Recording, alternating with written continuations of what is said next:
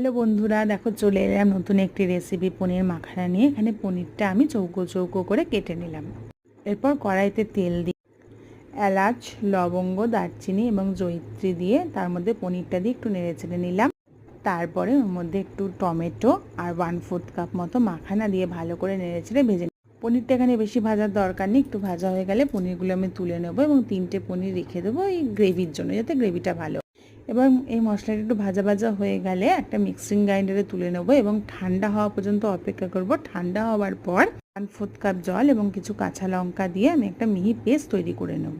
এবার দেখো ওই কড়াইতে একটুখানি কাসুরি মেথি ফোড়ন দিয়ে তার মধ্যে ওই মিহি পেস্টটা আমি ঢেলে দিলাম এবং ওই জারটা ধুয়ে একটু জল আমি দিয়ে দিলাম।